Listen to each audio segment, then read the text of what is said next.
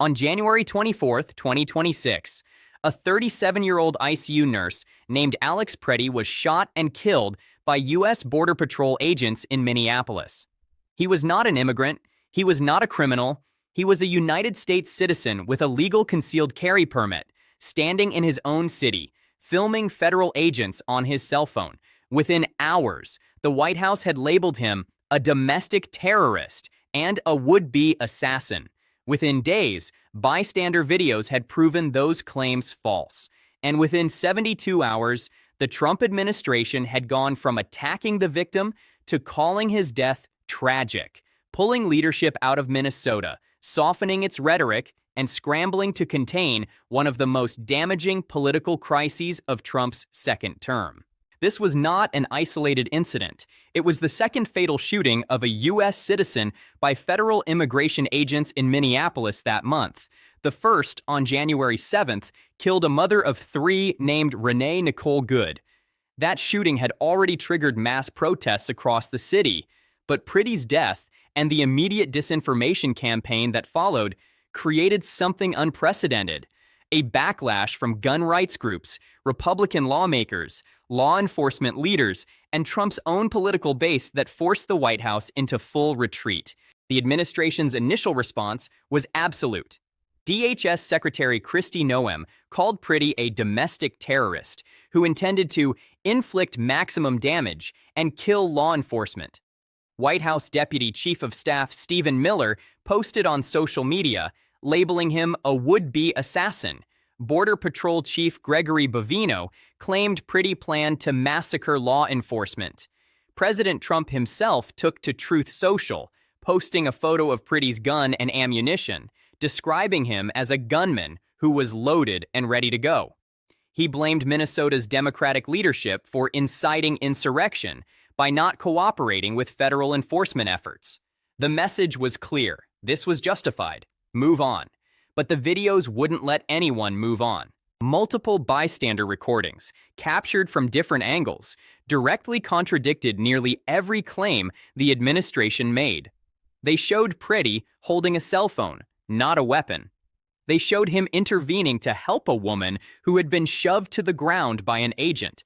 They showed at least 6 agents tackling him, pepper spraying him, dragging him across the ice, pinning him face down, and then one agent removing Preddy's holstered gun from his waistband before shots were fired.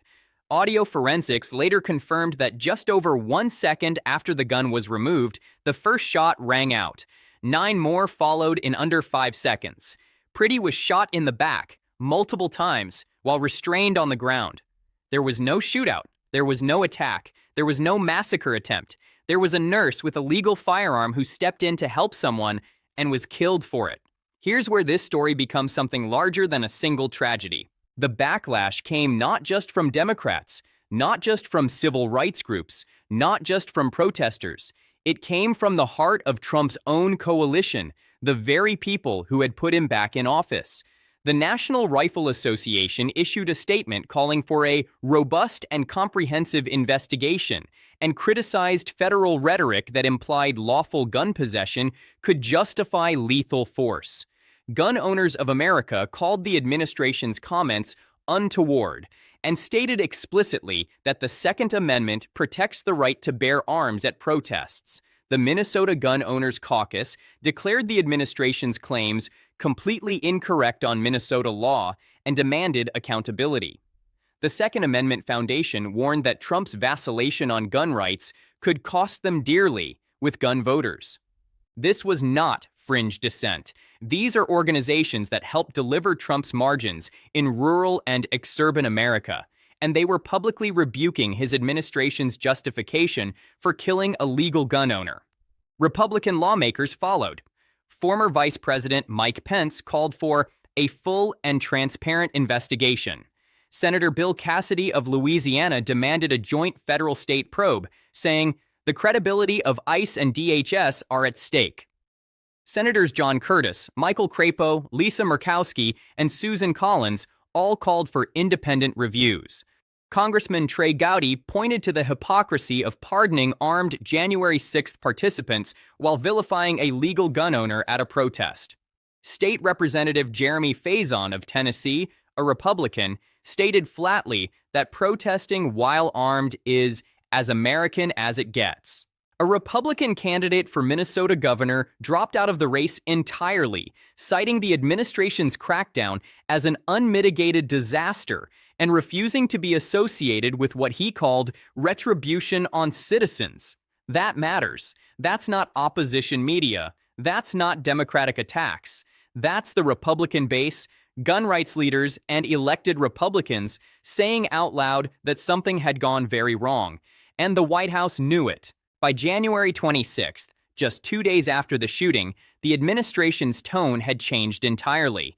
Press Secretary Caroline Leavitt distanced Trump from the extreme labels, reaffirming his support for the Second Amendment while quietly walking back the terrorist and assassin rhetoric. Trump himself called Pretty's death tragic, a word he had not used in his initial posts, and blamed Democrat-ensued chaos rather than the victim. He announced that his team was reviewing everything. Veterans Affairs Secretary Doug Collins offered public condolences. The personnel changes followed immediately. Trump dispatched Border Czar Tom Homan to Minnesota to take direct oversight of operations, effectively sidelining both Secretary Noem and Border Patrol Chief Bovino. Bovino was removed from command and announced his retirement. His social media access was suspended. The message was unmistakable. The administration was cutting loose the officials who had pushed the initial false narrative. Then came the operational pullback. Minneapolis Mayor Jacob Frey announced that federal agents would begin leaving the city starting January 27th, following direct talks with Trump. The administration shifted its stated focus to targeted enforcement on criminals and welfare fraud, abandoning, at least rhetorically, the broad sweeps that had defined the operation.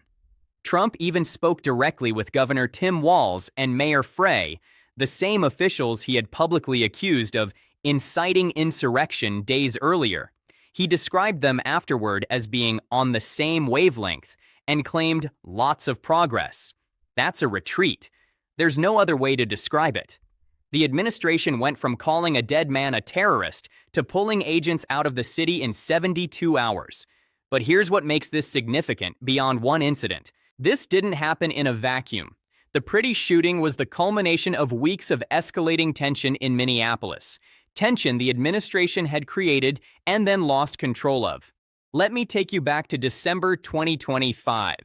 That's when the Trump administration launched what it called Operation Metro Surge, a massive deployment of federal immigration agents into Minneapolis. At its peak, approximately 3,000 agents from ICE and Customs and Border Protection were operating in the city, 5 times the size of the local police force. The operation was framed as a crackdown on criminal illegal aliens and alleged welfare fraud, with particular focus on the city's Somali immigrant community. From the start, there were reports of aggressive tactics, checkpoints, drone surveillance, rapid arrests, warrantless entries. Community organizations began documenting incidents of racial profiling and the detention of U.S. citizens and legal residents. Hospitals reported patients skipping appointments out of fear. Schools became flashpoints as agents appeared near campuses. Know Your Rights trainings reached over 26,000 volunteers. Mutual aid networks formed to shield vulnerable residents. Then, on January 7, 2026, an ICE agent fatally shot Renee Nicole Good. Good was a 37-year-old U.S. citizen, a mother of 3.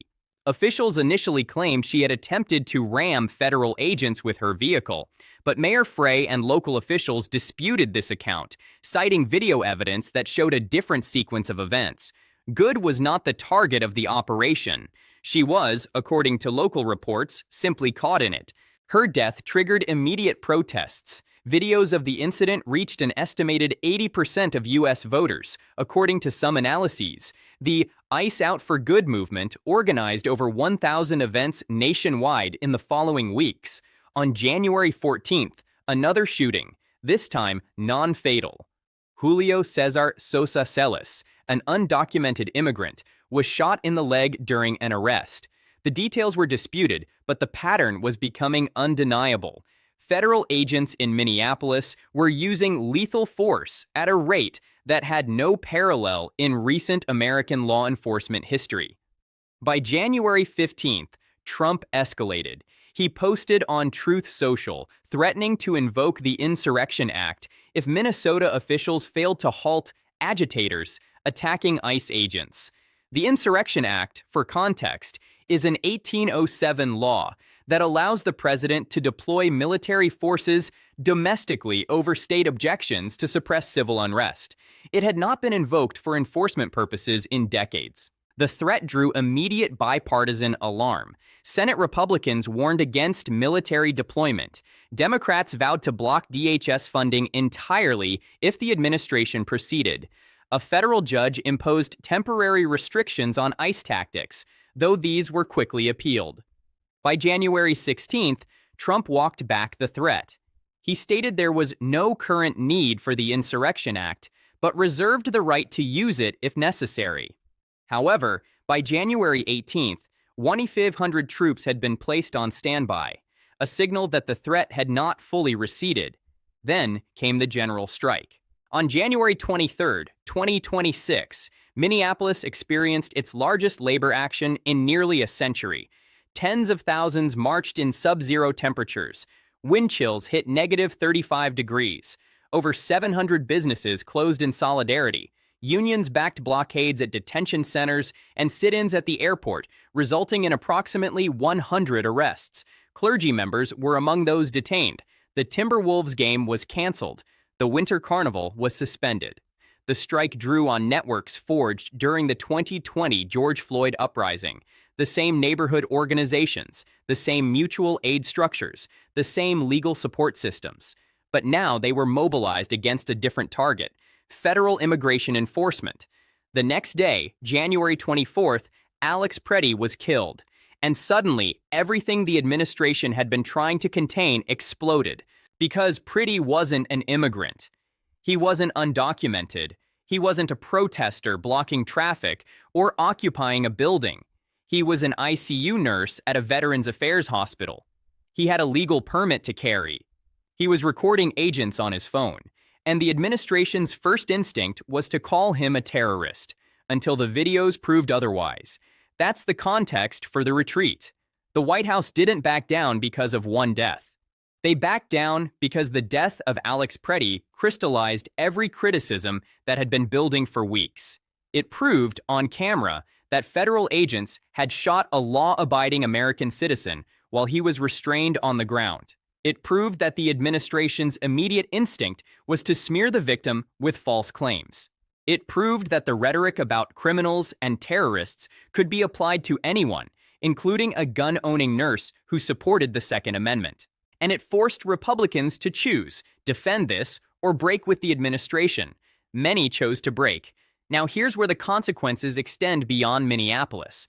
The shootings and the administration's handling of them have created a genuine crisis in Congress over DHS funding.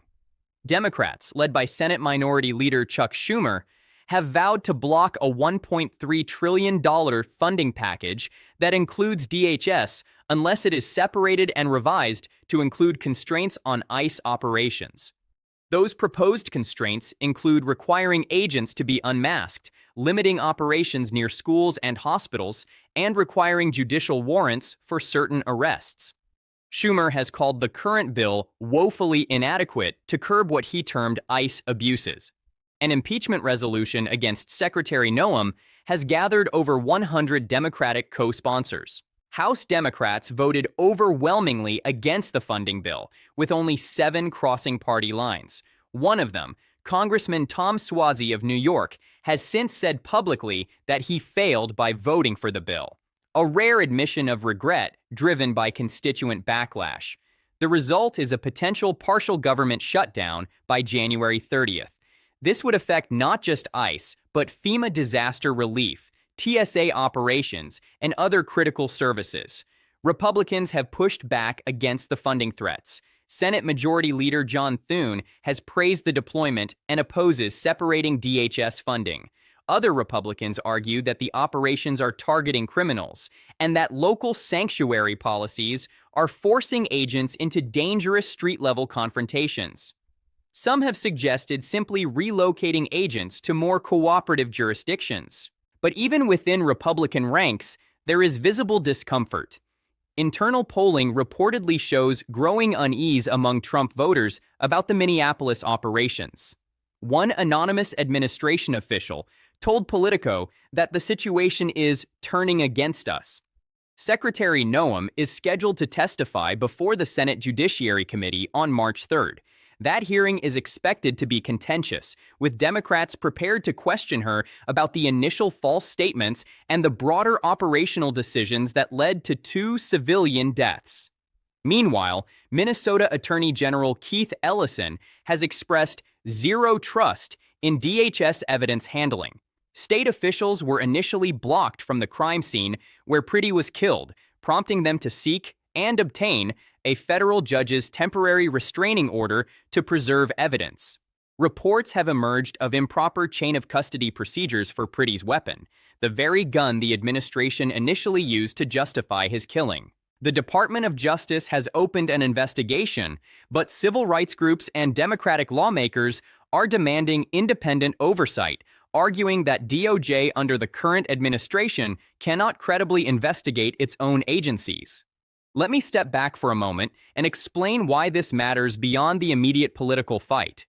What happened in Minneapolis exposed a fundamental tension within the Republican coalition that had remained largely theoretical until now.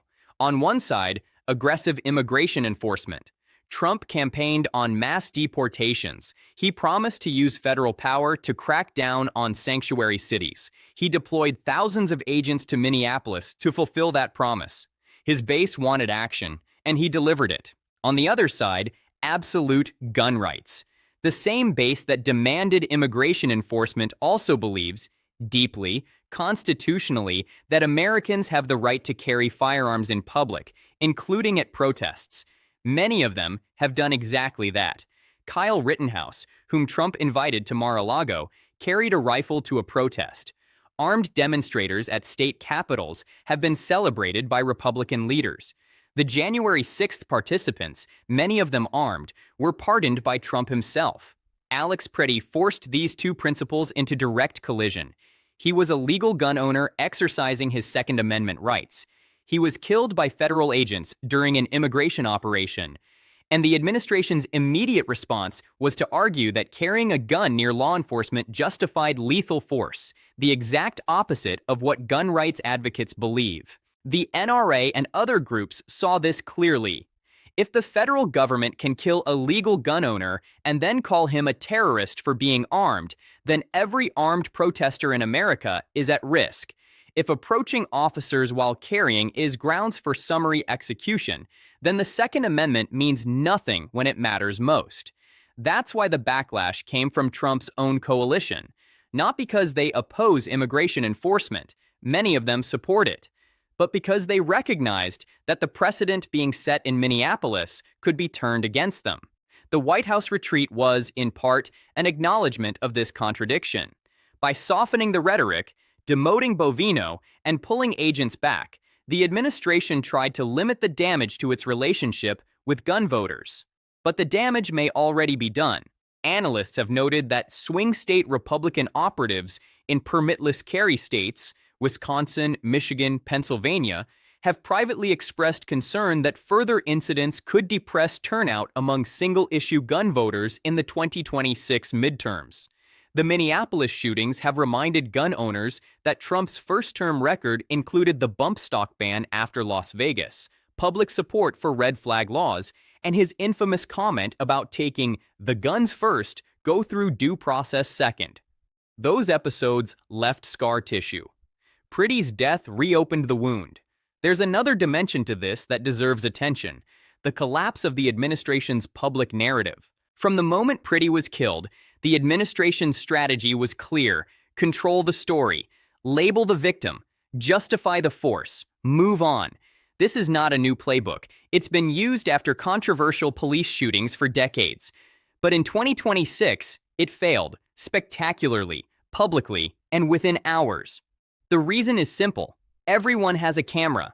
Multiple bystanders recorded the encounter from different angles. Those videos were on social media before the administration's first official statement. News organizations, NPR, The New York Times, CNN, NBC, conducted frame-by-frame analyses that contradicted federal claims within 24 hours. Use-of-force experts, including former police commissioners, reviewed the footage and declared the shooting unjustified. The administration's statements didn't just fail to hold, they became evidence of dishonesty. When Secretary Noem said Priddy intended to kill law enforcement and the video showed him holding a phone, that's not a disputed interpretation. That's a lie exposed in real time. The same pattern played out with the Renee Good shooting weeks earlier.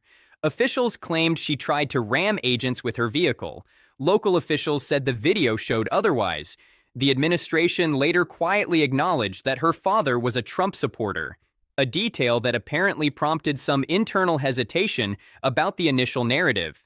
This is the information environment the administration now operates in. Official statements are checked against citizen footage within hours. False claims are cataloged and circulated before the news cycle moves on. And once credibility is lost, it's extraordinarily difficult to recover. Former DHS General Counsel John Mitnick, a Republican who served under Trump's first term, has called the Minneapolis operations evidence of lawlessness, fascism, and cruelty, and suggested impeachment may be warranted. When a former Trump appointee uses that language, it signals how far the credibility has fallen. There's one more element to this that often gets overlooked: the institutional damage. What happens when federal law enforcement loses credibility with the public it's supposed to serve? What happens when citizens in Minneapolis and cities watching what happened there view federal agents not as protectors, but as threats? The answer is already visible. Reports from Minneapolis describe residents refusing to cooperate with any federal presence. Hospitals are seeing patients skip appointments to avoid immigration checkpoints. Schools have become flashpoints as parents fear their children could be swept up in raids. Community organizations have trained over 26,000 volunteers in Know Your Rights protocols, essentially building a parallel infrastructure to protect residents from their own government. This is the cost of the approach the administration chose. Not just political damage, not just legal liability, but a fundamental breakdown in the relationship between federal authority and the communities it operates in. Governor Walz has mobilized the National Guard, not to support federal operations, but to maintain order in his state's cities amid the chaos. Think about that. A state government deploying its own military resources to buffer its citizens from federal agents. That's not normal. That's not how a functioning federal system is supposed to work. And it's a direct consequence of the decisions made in Minneapolis over the past month. So where does this leave us? As of today, January 27, 2026, the situation in Minneapolis remains fluid. Some federal agents have begun leaving the city, but the full scope of the drawdown is unclear. Tom Homan, the border czar dispatched by Trump, is now overseeing operations directly and reporting to the president. The administration claims to be shifting toward targeted enforcement rather than broad sweeps, but critics note that similar promises have been made and broken before. The investigations are ongoing. The DOJ probe into Priddy's death has not released findings. Minnesota officials continue to seek access to evidence and body camera footage. Civil lawsuits have been filed by the families of both Priddy and Good. A federal judge's order to preserve evidence remains in effect, but there are already reports of chain of custody violations that could complicate any prosecution. The legal exposure is significant. Both families have retained attorneys. Civil rights organizations have filed federal complaints. The ACLU has described the Minneapolis operations as a potential violation of the Insurrection Act's constraints. Even though the act was never formally invoked, the troops' standby and operational posture may have exceeded lawful bounds. The funding fight in Congress is unresolved. A partial government shutdown remains possible by January 30th if Democrats and Republicans cannot reach agreement on DHS provisions. Neither side appears willing to yield. The stakes extend beyond Minneapolis. This is now a test of whether Congress will exercise any meaningful oversight over immigration enforcement. Secretary Noem's testimony in March will be closely watched, not just for what she says, but for whether Republican senators join Democrats in pressing for accountability. Early signals suggest at least some GOP members will ask pointed questions. Senator Cassidy has already indicated he expects answers and evidence, not talking points. And the broader question, what happens the next time federal agents kill someone during an immigration operation, remains unanswered. The Minneapolis deaths were not the first of their kind. According to reporting from The Guardian, 2025 was ICE's deadliest year in 2 decades, with 32 deaths in custody. The pace in 2026 has not slowed. Another death, another killing that contradicts official accounts, would test whether the retreat in Minneapolis was genuine reform or simply damage control. Public polling shows approval of ICE tactics at historic lows. The Abolish ICE movement, which had faded after 2020, has resurged with new energy. Even among independents and Hispanic voters, groups Trump improved with in 2024, support for the administration's immigration approach is eroding. Analysts at publications like El País have described this as a potential inflection point in American immigration politics. What happened in Minneapolis is not just a story about one city or 2 deaths. It's a stress test of American institutions, of the limits of executive power, of the durability of constitutional rights, of the ability of citizens to hold their government accountable in real time. The administration blinked. That's significant. When gun rights groups, Republican lawmakers, and Trump's own political advisors told him he had gone too far, he pulled back. That suggests the coalition has limits. It suggests that even in an era of extreme polarization, there are lines that cannot be crossed without consequence. But it also raises the question, what if the videos hadn't existed? What if Alex Preddy had been killed in a location without witnesses? What if the administration's initial narrative had gone unchallenged? The retreat happened because the evidence was overwhelming and public. It happened because enough people with power, inside and outside the Republican coalition, decided that defending the indefensible wasn't worth the cost.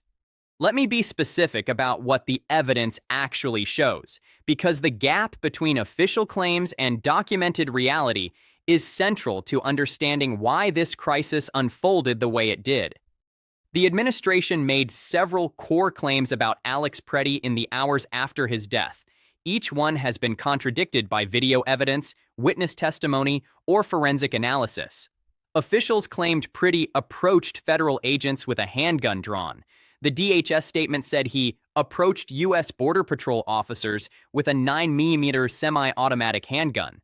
But multiple videos show Preddy walking in the area, not toward agents, recording on his phone. He stepped forward only when a woman was shoved to the ground. Officials claimed he violently resisted disarmament. But the footage shows Preddy being tackled by 6 agents, pepper sprayed, and pinned face down before any discussion of his weapon occurred.